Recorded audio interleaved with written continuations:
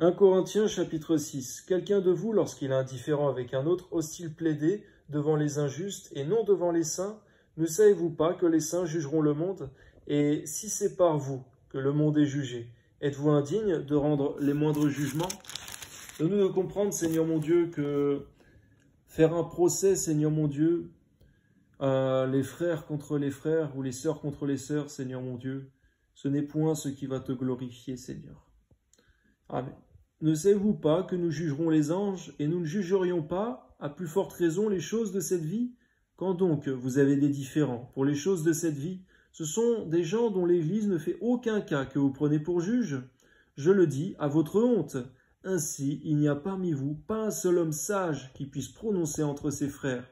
Mais un frère plaide contre un frère, et cela devant des infidèles. C'est déjà certes un défaut chez vous que d'avoir des procès les uns avec les autres.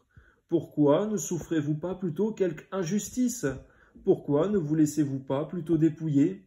Mais c'est vous qui commettez l'injustice et qui dépouillez. Et c'est envers des frères que vous agissez de la sorte. Seigneur, dans nos églises, que jamais cela ne se fasse. Amen. Ne savez-vous pas que les injustes n'hériteront point le royaume de Dieu? Ne vous y trompez pas, ni les impudiques, ni les idolâtres, ni les adultères, ni les efféminés, ni les infâmes, ni les voleurs, ni les cupides, ni les ivrognes, ni les outrageux, ni les ravisseurs n'hériteront le royaume de Dieu. De nous comprendre, Seigneur, que dans ton royaume, Seigneur, il ne rentrera aucune de ces personnes-là, Seigneur. Parce que dans ton royaume, Seigneur mon Dieu, il n'y aura aucune méchanceté, aucune impureté, aucun péché, Seigneur mon Dieu. Et c'est pourquoi, Seigneur mon Dieu, nous marchons dans la sanctification étant vivants sur terre. Je te prie, Seigneur, que tu délivres chacun de nos frères et sœurs, Seigneur, qui sont encore liés à ces choses. À toi soit la gloire, Père, par ton Esprit Saint et par le sang de Jésus que nous avançons sur ce chemin. Amen. Et c'est là ce que vous étiez, quelques-uns de vous, mais vous avez été lavés, vous avez été sanctifiés, mais vous avez été justifiés au nom du Seigneur Jésus-Christ et par l'Esprit de notre Dieu. Amen. Tout m'est permis, mais tout n'est pas utile. Tout m'est permis, mais je ne me laisserai asservir par quoi que ce soit. Oui, Seigneur, garde nos frères et sœurs d'être asservis par quelque passion, par quelque péché et de quelque voie mauvaise. Amen. Les aliments sont pour le ventre et le ventre pour les aliments, et Dieu détruira l'un comme les autres. Mais le corps n'est pas pour l'impudicité. Amen. Il est pour le Seigneur, et le Seigneur est pour le corps. Et Dieu, qui a ressuscité le Seigneur, nous ressuscitera aussi par sa puissance.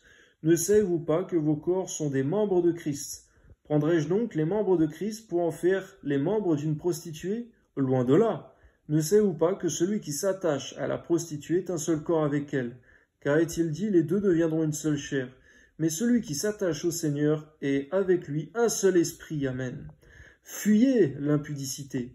Oui, donne-nous de fuir l'impudicité, Seigneur, exactement comme Joseph a fui devant la femme de Potiphar, Seigneur, qui lui faisait des avances. Par ta grâce, Seigneur, parce que nous ne courons pas, Seigneur mon Dieu, pour quelque chose de temporaire, nous courons, Seigneur, pour la vie éternelle. Amen. Quelque autre péché qu'un homme commette, ce péché hors du corps, mais celui qui se livre à l'impudicité pêche contre son propre corps.